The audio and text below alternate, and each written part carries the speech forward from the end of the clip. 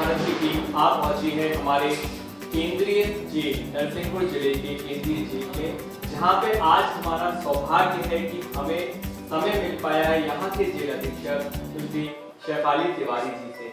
मैं आपको बता दूं, मैम के अथक प्रयासों से ये जेल एक अलग ही परिभाषा में आज जाना जाता है। यहाँ पे बहुत सराहनीय कार्य और बहुत से विकास इस जेल में मैम के द्वारा हुए हैं और हमारा आज एक सौभाग्य मिला है कि मैम के इस कार्य को हमने साक्षात अपनी आंखों से देखा है।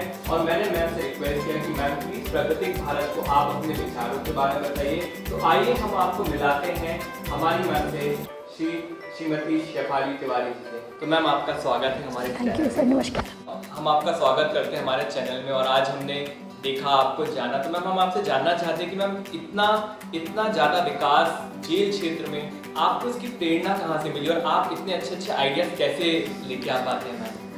देखिए, हर क्षेत्र में काम करने की बहुत संभावनाएं हैं और ये हर प्रशासनिक अधिकारी की दिली तमन्ना होती है कि वो जिस जॉब में है उसको किस तरीके से वो बेहतर ढंग से कर सके या क्या ऐसी चीज़ है जिसे वो इंटैक्ट कर सके अपने वर्किंग में, और उससे जो भी हितग्राही हैं या जो भी उस संस्था से जुड़े लोग हैं उसमें उनकी लाइफ में एक्चुअल इम्प्रूवमेंट कैसे आ सकता है। तो निश्चित रूप से मेरे फादर भी मेरे लिए प्रेरणा के स्रोत रहे हैं। वो स्वयं एक IAS अधिकारी रहे, साथ ही हमारे बहुत ज़बरदस्त सीनियर ऑफिसर्स हैं, हमारे DG साहब, हमारे ADG साहब, जिन्होंने हमेशा इस बात की प्रेरणा दी कि आप लोगों को अच्छा काम करने के लिए पूरा फ्री हैंड दिया जा रहा है, आप बजट की चिंता मत करिए, आप अपनी चीज़ों को कैसे इम्प्लीमेंट करते हैं इस पे फोकस करिए। तो निश्चित रूप से जब बहुत अच्छी टीम होती है, जब बहुत अच्छा मार्गदर्शन मिलता है तो हम काम कर पाते हैं। तो यही हम एक प्रकार से मैम बहुत अच्छे मार्गदर्शन और गवर्नमेंट और हमारे अफसर के पूरे सपोर्ट की तरह से आपने बढ़ाया, लेकिन कहीं ना कहीं क्योंकि आप जमीनी स्तर से जुड़े हैं तो आपने इसको बहुत ही प्रयासों के द्वारा आपने उठाया है। तो मैं ये जानना चाहता हूँ कि हमारे जेल में, नरसिंहपुर जेल में किस तरह से इनोवेशन, तो क्या क्या चीज़ें मैम जो हो रही हैं यहाँ पे? देखिए, कुछ चीज़ें हमने बहुत मेहनत करके स्टार्ट की हैं, उनके बारे में हम बताना चाहेंगे। सबसे पहले तो जेल की जो गौशाला है उसमें लगभग 50 से अधिक गायें हैं वर्तमान में। तो एक बहुत बड़ा एसेट है गायों का रख रखाव करना, तो उसको स्ट्रीमलाइन में लाना हमारा पहला कर्तव्य था। तो हमने गौशाला का रजिस्ट्रेशन रिन्यू कराया, उसका अकाउंट रिन्यू कराया, गोबर से क्या क्या प्रोडक्ट बन सकते हैं क्योंकि ये एक ऐसी चीज़ है कि बंदी लोगों को सेवा का बहुत भाव आता है और वो चूँकि ग्रामीण पृष्ठभूमि के अधिकतर कैदी हैं, तो उनके लिए ये बहुत नेचुरल उनकी जो जीवन शैली का एक भाग है गाँव में। तो हमने सबसे पहले ये सोचा कि गोबर से हम क्या प्रोडक्ट बना सकते हैं, तो हमने यहाँ गोबर के दिए बनाए। और चूँकि ये नर्मदा जी का क्षेत्र है, बरमान में नर्मदा जयंती होती है, बरमान का मेला बहुत बड़ा लगता है, वहाँ पे बहुत बड़ी मात्रा में लोग कार्तिक के समय भी दीपदान करते हैं। तो रेवा दीप नाम से हमने एक अपना प्रोडक्ट लॉन्च किया जो कि प्योर गोबर के दिए थे और जो कि नदी में तैरते हैं, और इसी तरीके से ये टोटल इको फ्रेंडली है, पूरी तरीके से कंडे की तरह जल भी जाएंगे लास्ट में। तो जैसे ये दिया है बिल्कुल, यस, फोकस करें दिए पे, हाँ, क्योंकि ये शुद्ध गोबर का बना हुआ और पानी में तैरता हुआ दिया है जो मैम ने अथक प्रयासों के द्वारा यहाँ पे कैदियों के द्वारा बनाया गया है। बहुत ही सुंदर जो मेरे को दिख रहा है। तो एक ये चीज़ किया, प्लस हम लोगों का एक, आप समझते हैं इस चीज़ को कि जेल का नाम सुनते ही लोगों को डर लगता है ना। जेल का नाम सुनते ही आदमियों को, सबको शोले फिल्म का सीन याद आता है जिसमें कि अमिताभ बच्चन छोटे से गेट से जैकेट पहन के बाहर निकल रहे होते हैं। और जेल के बारे में अधिकतर लोगों का ये बहुत ही निगेटिव इमेज है कि वहाँ पे मार पिटाई होती है और बिल्कुल भूखा रखा जाता है, हंटर मारे जाते हैं, इस तरीके की फीलिंग है। ये बात बिल्कुल सत्य है कि जब आदमी किसी क्राइम के लिए एक्यूज किया जाता है और जेल के भीतर आता है, परिवार से, मित्र से, पत्नी से, बच्चों से दूर रहता है, तो बहुत मेंटल टेंशन उसको रहता है और डिप्रेशन का बहुत माहौल रहता है। तो इस माहौल को तोड़ने के लिए हमने जेल की दीवारों में पेंटिंग कराया, थोड़ा माहौल को चेंज करने के लिए। फिर हमने जेलवाणी स्टार्ट किया। ये बंदियों का एक अपना खुद का रेडियो स्टेशन है जेल के भीतर, इसे हम कम्युनिटी पब्लिक एड्रेस सिस्टम कह सकते हैं, पर उसको थोड़ा वो लोग फैमिलियर हो जाए इसलिए हमने उसको जेल रेडियो के रूप में जेलवाणी नाम दे दिया। आकाशवाणी को थोड़ा सा चेंज करके जेलवाणी नाम दे दिया। और इसमें हमारे खुद के बंदियों को हमने सेलेक्ट किया, उनको ट्रेनिंग दिया, उनको बहुत सारे वीडियोस यूट्यूब से सुनाए, नीलेश मिश्रा जी के सुनाए, साइमा के सुनाए, रेड एफएम के सुनाए, बिग एफएम के सुनाए कि भाई इस तरीके से ये बोला जाता है, गाने सुनाए जाते हैं। और इतना उत्साह का माहौल रहा उसमें कि हमारे बंदी एक तरीके से एडिक्टेड है जेलवाणी के, क्योंकि उनको अपनी चॉइस के गाने सुनने मिलते हैं। वो गाना एक दूसरे को डेडिकेट करते हैं कि भाई ये गाना मैं अपने बेटी की शादी में डेडिकेट कर रहा हूँ, ये गाना मैं अपने माता पिता के लिए दे रहा हूँ। तो आप पढ़ेंगे यदि जेलवाणी की पर्चियाँ, तो उसमें बंदी शायरियाँ लिख करके बेचते हैं, अपनी स्टोरी लिख करके बेचते हैं। और हमने ये शुरू किया कि हम क्यों किसी बड़े आदमी का इंटरव्यू लें। Everybody is unique, everybody has some beautiful qualities जिसके अंदर बात की जा सकती है। तो हर कैदी को हमने ये फ्रीडम दिया कि एवरी संडे आप कोई भी कैदी ले लो जेल के अंदर, उसको अपनी खुद की स्टोरी बनानी है, उसको अपना खुद का ड्रीम बताना है कि यदि वो जीवन में क्या बनना चाहता था, वो मिलिट्री ऑफिसर बनना चाहता था कि डॉक्टर बनना चाहता था। लेकिन उससे उसका एक ये साइकोलॉजिकल इफेक्ट होता है कि वो खुद अपना इंट्रोस्पेक्ट कर पाता है, अन्य बंदी इंट्रोस्पेक्ट कर पाते हैं। और जो युवा अपराधी हैं उनको ये समझ में आता है कि देयर इज़ अ वेरी मतलब बहुत बारीक लाइन है अपराध की दिशा में मुड़ने की और अच्छे रास्ते पे चलने की। तो ये चीज़ें बहुत ज़्यादा साइकोलॉजिकली इम्पैक्ट कर रही हैं। तो ये हमने एक इनिशिएटिव शुरू किया। मैं आपको बताना चाहूँगा कि ये जो जेलवाणी मैम बता रहे हैं, ये मैम का अपने तरह का सर्वप्रथम प्रयास मध्य प्रदेश के क्षेत्र में। और जितना मैंने इस जेलवाणी के बारे में पढ़ा है, तो मैम ने ही इसकी शुरुआत मेरे ख्याल में 17 से शुरू की थी। सतना से शुरू की थी। और मेरा ये पर्सनल एक्सपीरियंस, जब आज हमने जेल को अंदर देखा, तो वहाँ पे बहुत ही सुंदर तरीके से जेलवाणी का ऑफिस बनाया गया है, जहाँ बहुत अच्छे गाने बनाए जा रहे हैं। और मैं ये बताना चाहूँगा, जब मेरी कैदियों से बात हुई, तो जिस तरह से मैडम बता रही हैं कि जो एक कैदी मायूस रहता है, डिप्रेस रहता है, वो अपने पसंदीदा गाने तक यहाँ दे सकता है और वो अपने ही गानों को सुन रहा है। ये बहुत ही सुंदर प्रयास मैम लोगों को ये फील कराने का कि भैया आप घर से दूर नहीं है। और ये बिल्कुल सही बात बोली मैम ने। इस जेल में आने से पूर्व मेरा जो एक खुद थॉट प्रोसेस था कि भैया जेल मतलब बहुत ही खतरनाक जगह है, लेकिन यहाँ आने के बाद मुझे लगता है मैम कि लोगों के घर से अच्छी जगह ये है। नहीं, ऐसा तो मत बोलिए। हम चाहेंगे कि कोई आदमी कभी जेल ना आए, क्योंकि स्वतंत्रता बहुत बड़ी चीज़ होती है। मगर यदि आप किसी ऐसी सिचुएशन में फंस गए हैं कि हाँ आपको जेल आना ही पड़ा, तो यूज़ द टाइम, इस समय का उपयोग कीजिए। मैं अपने कैदियों को हमेशा बोलती हूँ कि जेल में ही डिस्कवरी ऑफ इंडिया लिखी गई, जेल में ही गीता रहस्य लिखा गया, जेल में ही हमारे महात्मा गांधी जी ने एक किताब लिखी हिंद स्वराज। तो एकांत जो है वो आसान नहीं है मिलना इतनी भीड़ बड़ी दुनिया में। और यदि आप एकांत में हैं तो खुद को एक्सप्लोर करिए, किताबें पढ़िए। अभी एक नई मुहिम शुरू कर रहे हैं हम, एक नई मुहिम है इंदौर लेखिका संघ की स्वाति तिवारी मैडम के सहयोग से ये हो रहा है। अभी तक उन्होंने जेल में 650 किताबें हमको डोनेट की हैं और बहुत शानदार किताबें, मतलब इतनी अद्भुत किताबें हमको मिली है कि हमको उम्मीद नहीं थी कि इतने इस तरह किताबें हमको मिल जाएंगी। तो अभी उनका और मिशन है कि वो हमारे सर्कल में आने वाली सभी 8 जेलों को किताबें दें। और हमको ये थोड़ा मेहनत करना पड़ा। हमने अपने प्रिजनर्स को एक टास्क दिया कि पर डे हर बैरक में हमने एक एक्स्ट्रा बल्ब लगाया और उसमें हमने ये रिक्वेस्ट किया कि ये एक्स्ट्रा बल्ब केवल रीडिंग बल्ब है, उसका नाम ही दे दिया रीडिंग बल्ब है। तो उसका केवल एक यूज़ आपको करना है कि हर कैदी को किताब इशू कराना है। हर कोई लाइब्रेरी नहीं जाता था जेल के अंदर, तो हमने हर बैरक में ही लाइब्रेरी खोल दिया। हर बैरक में एक छोटा रैक लगा दिया और उसमें हर बैरक में 10-10 किताबें दे दी लाइब्रेरी में से निकाल करके कि भाई आप लाइब्रेरी तक नहीं जा रहे ना, लाइब्रेरी आपके पास आ गई, अब पढ़ो, अब कोई बहाना नहीं है। तो रीडिंग हैबिट हमने जब डाली तो बहुत सारे लोगों में इम्प्रूवमेंट है। उनको समझ में आने लगा कि दर्शन क्या है, उनको समझ में आने लगा कि लाइफ फिलॉसफी क्या है, वो पब्लिक की साइकोलॉजी को समझने लगे।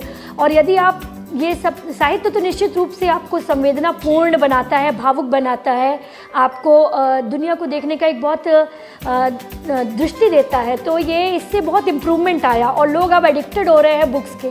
This is wonderful thing. बहुत सुंदर प्रयास। तो दोस्तों, मैंने एक कहावत सुनी है इंग्लिश में, the biggest project for you is you yourself. और आज मैम के अथक प्रयासों की वजह से शायद कभी कैदी उस पुस्तक को देखता भी नहीं होगा, लेकिन आज उसको पढ़ के बहुत सारा नॉलेज अपने लिए गेन कर रहा है। और अगर हम देखें आज जितने भी सक्सेसफुल व्यक्ति इस देश में दुनिया में हैं, वो एक बहुत अच्छे लीडर हैं। और एक बहुत ही सुंदर प्रयास मैम आपका, जहाँ पे कैदियों लोगों को यहाँ पे रह के पढ़ने का मौका मिल रहा है और बहुत ही अच्छी चीज़ मैम। अच्छा मैम, जब मैं जेल में एंटर कर रहा था तभी मैंने वहाँ देखा कुछ जेल कैफे करके अपना कुछ, तो बहुत सुंदर चीज़ मेरे को दिखी जो कि मैं बाहर नहीं देख पाता, तो ये कैसा मैम आपका प्रयास है? हमारे डीजी सर का भी ये एक कहना था कि भाई जेल के जो भी आप प्रोडक्ट बनाते हैं, आम पब्लिक को पता ही नहीं है कि आपकी जेलों में इतनी मजबूत दरिया बनती है, इतने सुंदर क्राफ्ट का सामान बनता है, लकड़ी के आइटम बनते हैं, इसको प्रोजेक्ट कैसे किया जाए। तो हमारे पास जेल की ज़मीन थी, माननीय सांसद महोदय कैलाश सोनी जी से हमने रिक्वेस्ट किया कि इस जेल पे बालाघाट तक के कैदियों की परिवारजन आते हैं, बहुत दूर दूर से महिलाएं बस से आती हैं, ट्रेन से आती हैं, लोग जबलपुर से बाहर से आते हैं, उनको मॉर्निंग में बच्चों के साथ आते हैं, नाश्ता नहीं मिलता, सुबह दूध फट जाता है, सब्जियां खराब हो जाती है गर्मी के दिनों में, तो उनको तुरंत में कहीं खाने को मिल जाए, रिफ़्रेशमेंट मिल जाए। तो हम सभी कर्मचारियों ने अपनी तनख्वाह का 1% दिया और कर्मचारी कल्याण समिति के माध्यम से हम लोगों ने जेल कैफ़े शुरू किया। कैलाश सोनी जी सांसद महोदय ने इसमें 8 लाख रुपए डोनेशन दिया और सांसद निधि से उन्होंने उस कैफ़े को बनाने में हमारे बहुत सहयोग दिया। और उसका मूल उद्देश्य 2 चीज़ें थी। पहला ये कि जेल के प्रोडक्ट को डिस्प्ले करना और आम लोगों को बताना कि please give them a second chance, ये उनको मिलना चाहिए। जो हाथ खून कर सकते हैं वो हाथ बुद्ध की मूर्ति भी बना सकते हैं। ये केवल जो है वक्त की बात है कि उससे उस समय घटना हुई, लेकिन यदि उसको एक अच्छा माहौल मिलेगा तो वो बदल भी सकता है। तो उसके प्रोडक्ट के माध्यम से हम ये बताना चाहते हैं कि इनसे नफ़रत मत करिए, give them a second chance. और सेकेंड थिंग जो रिफ़्रेशमेंट का पार्ट है वो हमारे कैदी भाइयों के परिजनों के लिए है, क्योंकि सबसे ज़्यादा चिंता कैदियों को अपने माँ बहनों की होती है कि वो दूर से आ रही हैं, किस हालत में है, कहाँ जा रही है, क्या कर रही हैं। वो जब टेबल कुर्सी पर बैठ के भोजन करती हैं तो उनको एक संतुष्टि होती है कि उनको भी सम्मान के साथ जेल परिसर के बाहर रहने का मौका मिला। तो ये सब चीज़ें साइकोलॉजिकली बहुत इफ़ेक्ट करती हैं, तो ये मिशन था उसका। बट मैम ये बहुत ही सराहनीय प्रयास, और ये आपने बिल्कुल सही बोला, जो कि शायद मेरे एक्सपीरियंस में एक पहला कैफ़े मैंने देखा है जो जेल का कैफ़े है। दोस्तों, तो जब हम यहाँ पे आए तो सबसे पहले हमने उस जेल कैफ़े में समोसे खाए, हमने चाय पी, और मैं आपको बता दूँ उसकी क्वालिटी बहुत ज़्यादा अच्छी, जो शायद बाहर भी इतनी अच्छी। Thank you so much. और मैम जब हमने वहाँ पे जो हैंडीक्राफ्ट के सामान देखे, जो हमने दिए देखे, गमले देखे, ये अपने आप में ही इस चीज़ की कहानी बता रहा है कि यहाँ पे जो कैदी भाई समय व्यतीत कर रहे हैं वो बहुत ही बहुउपयोगी है, जहाँ पे ये बहुत अच्छी चीज़ बना रहे हैं और चीज़ें जनरेट कर रहे हैं। तो मैं आपसे जानना चाहता हूँ, जैसे अपनी इतनी सारी चीज़ें जो कैदी भाई बनाते हैं, तो क्या ये भी इनकम का सोर्स है उनके, कैसे जनरेट होता है? बिल्कुल, ये जेल पर कैदियों को कार्य करने के लिए और उनको एंगेज करने के लिए शासन की योजना है, जिसमें उनको पारिश्रमिक दिया जाता है। कुशल श्रमिकों के लिए 110 रुपये का पारिश्रमिक निर्धारित है, जिसको कि समय समय पर बढ़ाया गया है, 10% की राशि से वो बढ़ा भी है, और अकुशल श्रमिकों के लिए भी अलग रेट फिक्स हैं। लेकिन आप देखिए कि हमारे पास इतनी बड़ी संख्या में सश्रम कैदी होते हैं कि उतना काम नहीं होता।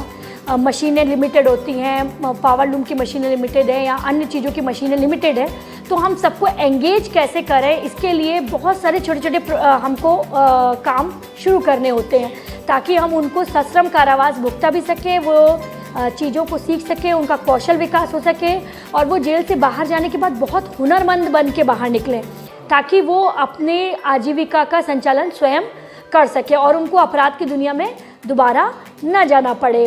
तो इस वजह से जेल पर पारिश्रमिक भी दिया जाता है कैदियों को काम करने के लिए, और उनका जो प्रोडक्ट बिकता है उसकी राशि चालान के माध्यम से राजकोष में जमा होती है, यानी ये पैसा शासन को ही जाता है। तो एक तरीके से ये विन विन सिचुएशन है हम लोगों के लिए कि हम उनको ट्रेनिंग भी दे रहे हैं, उनको मिनिमम वेजेस भी मिल रहा है, साथ ही वो जो प्रोडक्ट बिक रहा है वो राशि शासन को लौटाई भी जा रही है। तो एक बहुत ही विन विन सिचुएशन में ये काम है। तो ये बहुत ही सुंदर बात मैम ने कही है। मैं आपको बताना चाहूँगा, शायद आम आदमी इससे अवगत नहीं होता है। लोगों का यही सोचना होता है कि भैया सरकार का 1% हिस्सा जेल में जा रहा है, बट मैं आपको बताना चाहूँगा यहाँ पे हमारे कैदी भाई जितना भी कार्य करते हैं, जितना भी उत्पादन करते हैं, उससे जो पैसा आता है वो ना ही सिर्फ सरकार को जाता है, बल्कि उन कैदी भाइयों को भी कमाने का मौका मिलता है। और मैंने बहुत अच्छी बात कही कि यदि एक कैदी यहाँ रह के कमाना सीख जाएगा तो दोबारा कभी वो अपराध के क्षेत्र में तो मुझे नहीं लगता जाएगा। बिल्कुल, प्रयास तो यही होता है कि वो इस चीज़ को समझें, मेहनत के महत्व को समझें, और बाहर जाकर के भी वो अपने कौशल के माध्यम से धनार्जन कर सके, परिवार का पालन पोषण कर सके। जी।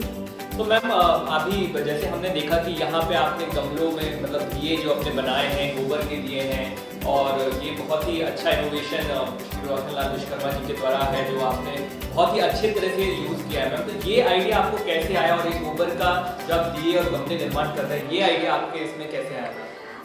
मैंने आपको पूर्व में बताया कि जब इस जेल को मैंने ज्वाइन किया तो हाँ गौशाला जो थी वो बहुत ही बुरी कंडीशन में थी और उसके लिए भी हमको विधायक महोदय श्री संजय शर्मा जी ने मदद किया। सबसे पहले तो हमने गायों का जो शेड था वो बिल्कुल टूटने लायक था, उसको सुधरवाया। फिर जब हमारी गायों का हमने रजिस्ट्रेशन करा लिया, पूरी गायों का आपने देखा होगा कान में पीले रंग का टैग लगा हुआ है, तो उन सभी गायों का रजिस्ट्रेशन कराया। फिर जो इतनी बड़ी मात्रा में गोबर निकल रहा था उसका यूज़ जेल पर होता था, गोबर से पूरी जेल लीप दी जाती थी, तो निश्चित रूप से बड़ा खूबसूरत दिखता था। लेकिन इसका और उपयोग क्या किया जा सकता है, तो हमने गोबर गैस प्लांट बनाया और गोबर गैस प्लांट से जो बीमार बंदियों के लिए भोजन है वो बनने लगा, तो गैस टंकी की बचत हुई हमारी कुछ। और इसके साथ रोशन विश्वकर्मा जी हमारे संपर्क में आए। उन्होंने जब हम लोग चर्चा कर रहे थे किसी एक गौशाला समिति का हमने एक बैठक रखी, उसमें हमने शहर के लोगों से आह्वान किया कि जो भी गायों के लिए काम कर रहे हैं या गोबर के लिए काम कर रहे हैं वो कृपया आएँ। इत्तेफाक से रोशन विश्वकर्मा जी उस मीटिंग में स्वयं वो आए कि भैया हमको आना है, या यहाँ पे कुछ गायों के लिए बात हो रही है या गोबर के संदर्भ में बात हो रही है। तो हमने उनको रिक्वेस्ट किया कि क्या कोई ऐसी मशीन बन सकती है जिससे कि इस गोबर का कुछ यूज़ हो। पहले केवल हमने गोबर के गमले के बारे में एक जैन संस्था से बात की थी, दयोदय संस्था ने गोबर के गमले बनाए थे, वो हमने जबलपुर में देखा हुआ था एक जगह। तो रोशन भाई के बारे में हमको पता चला कि इन्होंने अपने गांव में ही पूरी मशीनें लगा रखी हैं, मतलब बहुत ही अद्भुत व्यक्ति हैं, ये स्वयं मशीनें बनाते हैं, इनको आइडिया बस मिल जाए ये मशीनें बनाना शुरू करते हैं। इनसे रिक्वेस्ट की तो इन्होंने कार का जो स्टीयरिंग होता है उस स्टीयरिंग को यूज़ करके और कुछ दिए का मोल्ड बना के एक मशीन बनाई। उस मशीन से हम लोगों ने गोबर के दिए बनाए। सबसे पहले बहुत छोटे साइज़ के दिए बनाए, उसका फॉर्मूला हम लोगों ने हमारे कैदियों ने मिलकर तैयार किया। उसमें कुछ मात्रा में दलिया मिला दिया ताकि मछली खा सके, थोड़ा सा उसका गोबर चिपके इसलिए थोड़ी सी दाल मिलाई गई, एक दाल उसमें मिलाई जाती है ताकि वो चिपके गोबर वो ना हो। और फिर उसको बाद में रेतमाल पेपर से घिसते हैं ताकि रेशे ना निकले, यानी इतना बारीक काम करके उन्होंने दिया।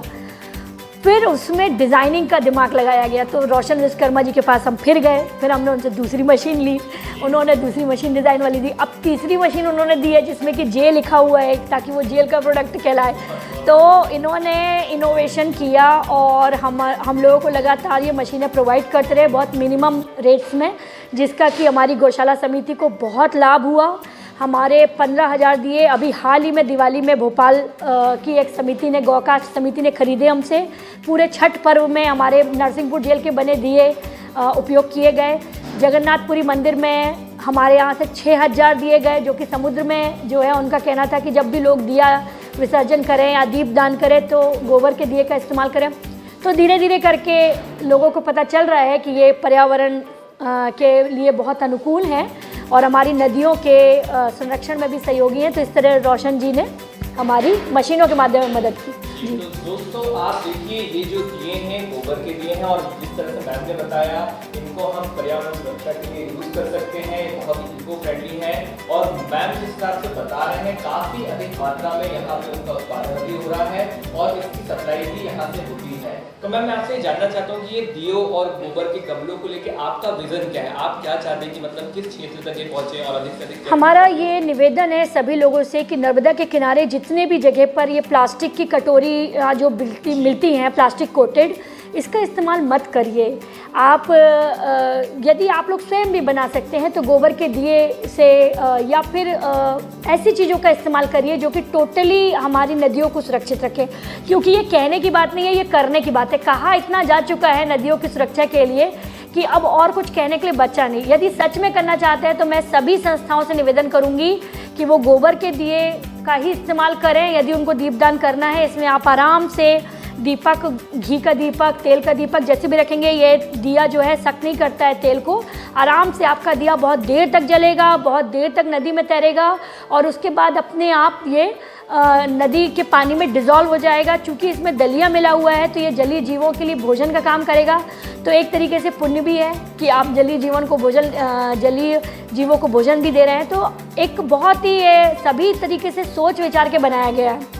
तो इसका इस्तेमाल ज़्यादा से ज़्यादा लोग करें, हम तो यही आह्वान कर सकते हैं सभी लोगों से। नर्मदा के किनारे जितने भी लोग हैं, हम सबसे ये रिक्वेस्ट करेंगे कि यदि सच में आप माँ नर्मदा को प्यार करते हैं, उनका सम्मान करते हैं, तो कृपया प्लास्टिक के कोई भी चीज़ नदी में मत डालिए, कोई भी चीज़ मत डालिए जी। तो दोस्तों, मैंने बचपन से सुना था कि एक महिला एक नई दिशा दे सकती है, और ये एक नई दिशा मेरे को देखने मिल रही है शेफाली तबाई मैम के द्वारा यहाँ पे, जिनके बहुत ही सुंदर प्रयास माँ नर्मदा को प्रदूषण मुक्त बनाने के लिए अधिक से अधिक लोगों को इस दिए का उपयोग करने का उनका अपील, क्योंकि ये दिए यहाँ जेल में भी बन रहे हैं और यहाँ से आप वो दिए माँ नर्मदा क्षेत्र में प्रवाहित कर सकते हैं, जो कि बहुत ही आसानी से, जैसे आपने देखा, पानी में तैर जाते हैं, जिससे हम बहुत हद तक माँ नर्मदा को प्रदूषित होने से बचा सकते हैं। और मैम, आपका एक बहुत ही सराहनीय पहल, और मुझे लगता है कि अधिक से अधिक महिलाएं यदि इस कार्य को करें और जुड़ें, तो मेरे ख्याल से एक अलग ही क्रांति हमारे नर्मदा क्षेत्र में इन गोबर की दियों को लेके आ सकती है। बिल्कुल। अच्छा मैम, मैंने आपके यहाँ भी देखा था कि गोबर के गमले भी आपने काफी अच्छे, बिल्कुल, जो कि बहुत ही लाइट वेटेड थे, उसके लिए मैम आपका क्या विचार है? क्या देखिए, अभी हर जगह पर आप देखते हैं जुलाई के महीने में और जून के महीने में बहुत बड़ी मात्रा में वृक्षारोपण होता है, और आपने देखा होगा एक काले रंग की पॉलीथीन में पौधे मिलते हैं। हर कोई वो काले रंग की पॉलीथीन लेके आता है हमको देने के लिए कि आप हमारे यहाँ। अब आप देखिए, वो पॉलीथीन हम फाड़ देते हैं और हम उसको कहाँ रख देते हैं? वहीं जहाँ पे हम पौधा लगा रहे हैं उसके बगल में छोड़ देते हैं। हमारे पास तत्काल उसको डिस्पोज ऑफ करने के लिए कोई जगह होता नहीं है। आखिर आपने वो एक पॉलीथीन धरती में फिर मिला दिया। इससे बेहतर है कि जो हमारे गोबर के गमले हमने बनाए हैं, उसमें हमने नीम की पत्तियों को जला करके उसका राख भी मिलाया हुआ है, तो वो कभी भी ख़राब नहीं होते। वो बहुत लंबे समय तक, हमारे 2-2 साल तक हमारे वो छोटे से गोबर के गमले रखे हुए हैं। उसमें आप सीड डालिए, उसमें प्लांटेशन करिए, और जब सैपलिंग तैयार हो जाए तो आप उठाकर एज इट इज़ गड्ढा खोद करके पूरा गमला सहित आप उसको लगा दीजिए। आपका खाद भी हो गया और बिना प्लास्टिक के आपका पौधारोपण हो गया। तो ये सिंपल आइडिया है, यदि इसको लोग ले, इसको अपनाएं, तो बहुत एक तरीके से आप प्लास्टिक फ्री प्लांटेशन की ओर बढ़ सकते हैं। बहुत सुंदर प्रयास मैम, और बहुत ही सुंदर आइडिया मैम का। ये गमले बहुत ही हल्के, हमने खुद देखे, मैं आपको इस वीडियो के अंत में जरूर दिखाऊंगा, जो कि मैम ने बहुत ही अच्छा आइडिया लगाया कि जहाँ पे उन गमलों में नीम की राख मिलाई गई है, जिससे आपको वहाँ पे किसी भी तरह का कीट नहीं लगेंगे आपके पौधों में। और जहाँ पे आज मैं देखता हूँ कि नर्सरी में जितने बड़े बड़े नर्सरी हैं, लाखों की मात्रा में वो काला प्लास्टिक यूज होता है। आज वो अगर प्लास्टिक यूज बंद हो जाए और इन गमलों का यूज किया जाए, तो हमारे वो संसाधन को भी इसमें अच्छी आमदनी मिलेगी, हमारे देश प्रशासन को भी अच्छी आमदनी मिलेगी, और बहुत हद तक प्रदूषण को नियंत्रित किया जा सकता है। मैम, ये बहुत ही सराहनीय पहल, और मैम मैं आपका तहे दिल से शुक्रगुजार हूँ, धन्यवाद बोलता हूँ प्राकृतिक भारत की टीम से, क्योंकि आपके विचारों को देख के मैम हम लोग को मोटिवेशन मिलता है कि हम लोग बिल्कुल सही विचारधारा में जा रहे हैं और सही विचारधारा से जुड़ रहे हैं। Thank you sir. मैम, इसके लिए बहुत बहुत धन्यवाद हमारी टीम। आपकी टीम को भी धन्यवाद, और मैं यही कहूँगी कि आप जैसे युवा यदि जुड़ जाए तो हम बहुत हद तक अपने देश के लिए प्राकृतिक चीज़ों का इस्तेमाल को ज़्यादा से ज़्यादा बढ़ावा दे सकते हैं, और हम पूरा प्रयास करें कि हम पॉलीथीन को किस तरीके से कम इस्तेमाल करें। इस दिशा में आप भी काम करें, तो ये मैं भी आपसे आह्वान करती हूँ। थैंक यू सो मच जी। आज हम केंद्रीय नरसिंहपुर में हैं, जहाँ हमारी मुलाकात शेफाली मैम से हुई, जिनके प्रयासों को देख के हम उनके बहुत आभारी हैं। इतने अथक प्रयासों की वजह से आज ये जेल का नजरिया ही बदल गया है। तो मैम आपसे चाहूँगा कि सिर्फ आप हमारे 2 शब्द हमारी टीम के लिए, प्राकृतिक भारत के लिए और लोगों के लिए, कि अधिक से अधिक लोग जुड़े और अपना उससे फ़ायदा उठाएं। आपकी संस्था के बारे में जानकर मुझे एक तो बहुत ही प्रसन्नता हुई कि आप जैसे युवा इस बात को लेकर बहुत संजीदा हैं कि हम प्राकृतिक चीज़ों का इस्तेमाल किस प्रकार करें और किस प्रकार हम पर्यावरण की संरक्षा कर सकें, क्योंकि सस्टेनेबल डेवलपमेंट का पहला मूल मंत्र यही है कि कैसे हम प्रकृति को कम से कम प्रदूषित प्रदूषित ना करें। तो इस चीज़ को लेकर के जो आपने बताया कि आपकी पूरी टीम काम कर रही है कि गोबर से बने हुए प्रोडक्ट लोग यूज़ करें, या इको फ्रेंडली प्रोडक्ट लोग यूज़ करें, या पॉलीथीन का किस तरीके से रिड्यूस करें, तो ये काम अपने आप में एक बहुत विशाल काम है और आपके लोग जुड़ गए हैं, आपकी शक्ति जुड़ी हुई है। और जब युवा शक्ति किसी चीज़ को करने के लिए आ जाती है तो मुझे पूरा विश्वास है कि परिवर्तन ज़रूर संभव है और आप लोग एक नई चेतना के साथ काम करें, ऐसी मैं शुभकामना करती हूँ आपकी पूरी टीम के लिए। और आप लोग और इनोवेटिव करिए और रिसर्च करिए कि कैसे हम प्लास्टिक का टूथब्रश को रिप्लेस कर सके। जैसे आजकल बम्बू टूथब्रश आ रहे हैं लेकिन वो उनकी कीमत बहुत महंगी है। और भी कोई चीज़ें आप लोगों के दिमाग में आती हैं जिनको कि आपकी टीम रिसर्च करके रिप्लेस कर सकती है प्राकृतिक चीज़ों से, तो उसको करें। और नाम तो आपका बहुत ही बढ़िया है, प्राकृतिक भारत। तो इस नाम के लिए, इस संस्था के लिए सभी साथियों को बहुत सारी शुभकामनाएं। आप लगे रहिए, आपका मिशन ज़रूर सक्सेसफुल होगा। थैंक यू जी। बड़ी खुशी हुई कि आप लोगों का एक बहुत बड़ा मिशन इस देश के किसानों की मदद करना है और जैविक खेती को लेकर के या ऐसे प्रोडक्ट को लेकर के जागरूकता फैलाना है जिससे कि हमारे किसान भाइयों को बहुत फ़ायदा मिले। तो ये एक अद्भुत प्रयास है कि जो गांव-गांव में लोग काम करते हैं उनको अपने चीज़ों का महत्व पता चले, उनको पता चले कि उनका प्रोडक्ट कितना कीमती है, जिसकी वैल्यू है मार्केट में। तो आप लोगों के साथ यदि लोग जुड़ेंगे और अपने चीज़ों को जानेंगे तो निश्चित रूप से ये एक देश के लिए भी एक हितकारी चीज़ होगी और किसान भाइयों को भी बहुत मदद मिलेगी। तो मेरी बहुत शुभकामनाएं कि आप इसी तरीके से ग्राउंड में काम करिए और हमारे गांव में लोगों को जागरूक बनाइए। Thank you so much. तो दोस्तों, ये थी एक आयरन लेडी जिन्होंने पूरे नरसिंहपुर जेल को, पूरे नरसिंहपुर क्षेत्र में एक क्रांति ला के रखी है। और ये एक प्राकृतिक भारत का सौभाग्य कि आज मैम से हमें टाइम मिला, मैम ने अपना कीमती समय हमको दिया, हमको इतनी सारी जानकारियाँ दी। मैं आप सभी से धन्यवाद बोलता हूँ और आप सभी से गुजारिश करता हूँ कि अधिक से अधिक लोगों तक आप पहुँचिए और हमें उनसे जोड़िए जिससे लोगों का फायदा हो सके, देश का फायदा हो सके।